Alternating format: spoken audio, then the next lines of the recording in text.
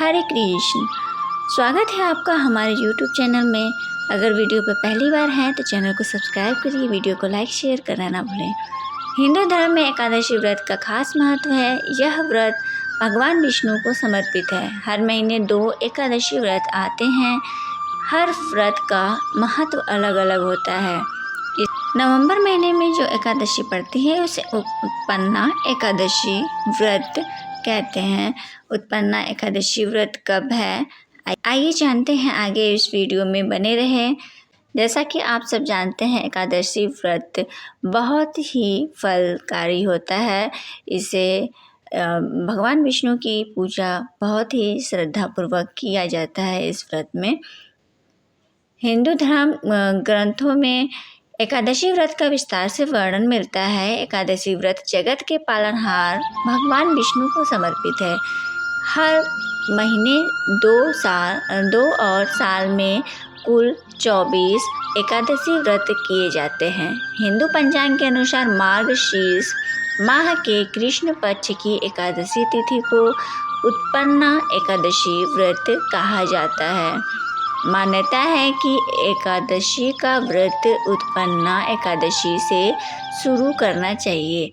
कहा जाता है कि इस दिन ही माता एकादशी का जन्म हुआ था, जिन्होंने भगवान विष्णु के शरीर से उत्पन्न होकर मूर नामक राक्षस का वध किया था।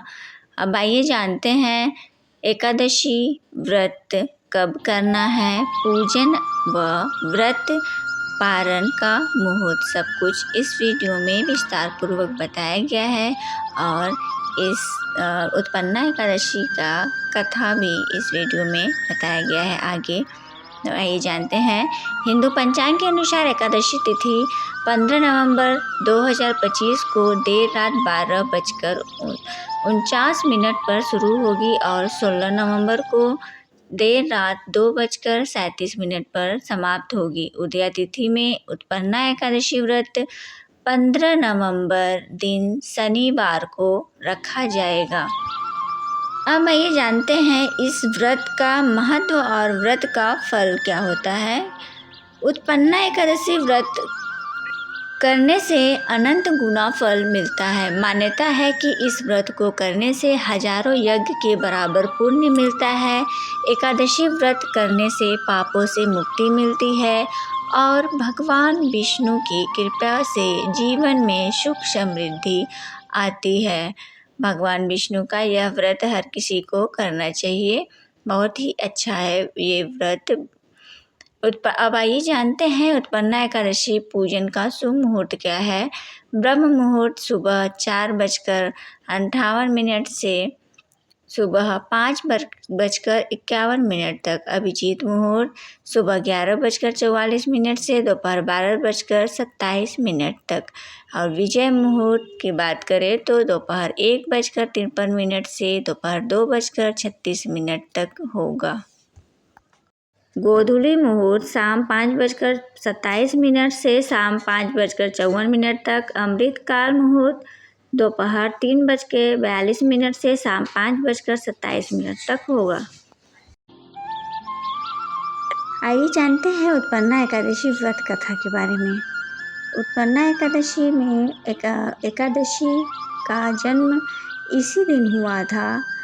आइए जानते हैं विस्तार पूर्वक, ध्यानपूर्वक कथा सुनिए। धर्मराज युधिष्ठिर कहने लगे कि हे भगवान, मैंने कार्तिक शुक्ल एकादशी अर्थात प्रबोधिनी एकादशी का सविस्तार वर्णन सुना। अब आप कृपा करके मुझे मार्गशीर्ष माह के कृष्ण पक्ष की एकादशी के विषय में भी बतलाइए। इस एकादशी का क्या नाम है तथा इसके व्रत का क्या विधान है, इसकी विधि क्या है, इसका व्रत करने से किस फल की प्राप्ति होती है, कृपया यह सब विधान पूर्वक कहिए। भगवान श्री कृष्ण बोले, मार्गशीर्ष माह के कृष्ण पक्ष में आने वाली इस एकादशी को उत्पन्ना एकादशी कहा जाता है। यह व्रत शंखोद्धार तीर्थ में स्नान करके भगवान के दर्शन करने से जो फल प्राप्त होता है उसके बराबर पुण्य मिलता है। व्रत करने वाले भक्त को चोर, पखंडी, पर स्त्रीगामी, निंदक, मिथ्याभाषी तथा किसी भी प्रकार के पापी से बात नहीं करनी चाहिए। इसका महात्म्य मैं तुमसे कहता हूँ, ध्यानपूर्वक सुनो। उत्पन्ना एकादशी व्रत कथा। युधिष्ठिर कहने लगे, हे भगवान, आपने हजारों यज्ञ और लाख गोदान को भी एकादशी व्रत के बराबर नहीं बताया, इससे भी ऊंचा बताया है, सो यह तिथि सब तिथियों में उत्तम कैसे हुई, बताइए। भगवान कहने लगे, हे युधिष्ठिर, सतयुग में मूर नामक दैत्य उत्पन्न हुआ। वह बड़ा बलवान और भयानक था। उस प्रचंड दैत्य ने इंद्र, आदित्य, वसु, वायु, अग्नि और आदि सभी देवताओं को पराजित करके भगा दिया। तब इंद्र सहित सभी देवताओं ने भयभीत होकर भगवान शिव से सारा वृत्तांत कहा और बोले, हे कैलाशपति, मूर दैत्य से भयभीत होकर सब देवता मृत्युलोक में फिर रहे हैं। तब भगवान शिव ने कहा, देवताओं, तीनों लोकों के स्वामी, भक्तों के दुखों का नाश करने वाले भगवान विष्णु की शरण में जाओ, वे ही तुम्हारे दुखों को दूर कर सकते हैं। शिव जी के ऐसे वचन सुनकर सभी देवता क्षीर सागर में पहुँचे। वहाँ भगवान को शयन करते देख हाथ जोड़कर उनकी स्तुति करने लगे कि हे देवताओं द्वारा स्तुति करने योग्य प्रभु, आपको बारंबार नमस्कार है। देवताओं की रक्षा करने वाले मधुसूदन, आपको नमस्कार है। आप हमारी रक्षा करें। दैत्यों से भयभीत होकर हम सब आपकी शरण में आए हैं। आप इस संसार के कर्ता, माता पिता, उत्पत्ति और पालन करता और संहार करने वाले हैं। सबको शांति प्रदान करने वाले हैं। आकाश और पाताल भी आप ही हैं। सबके पितामह ब्रह्मा, सूर्य, चंद्र, अग्नि, सामग्री, होम, आहुति, मंत्र, तंत्र, जप, यजमान, यज्ञ, कर्म, कर्ता, भोक्ता, आप ही सब हैं। आप सर्वव्यापक हैं। आपके सिवा तीनों लोकों में चर और अचर कुछ भी नहीं है। हे भगवान, दैत्यों ने हमको जीतकर स्वर्ग से भ्रष्ट कर दिया है और हम सब देवता इधर उधर भागे भागे फिर रहे हैं। आप उन दैत्यों से हम सबकी रक्षा करें। इंद्र के ऐसे वचन सुनकर भगवान विष्णु कहने लगे, हे इंद्र, ऐसा मायावी दैत्य कौन है जिसने सब देवताओं को जीत लिया है? उसका नाम क्या है? उसमें कितना बल है और किसके आश्रय में है तथा उसका स्थान कहाँ है? यह सब मुझसे कहो। भगवान के ऐसे वचन सुनकर इंद्र बोले, भगवान, प्राचीन समय में एक नाड़ीजंग नामक राक्षस था, उसके महापराक्रमी और लोक विख्यात मूर नाम का एक पुत्र हुआ। उसकी चंद्रावती नाम की नगरी है। उसी के सब देवताओं को स्वर्ग से निकालकर वहाँ अपना अधिकार जमा लिया है।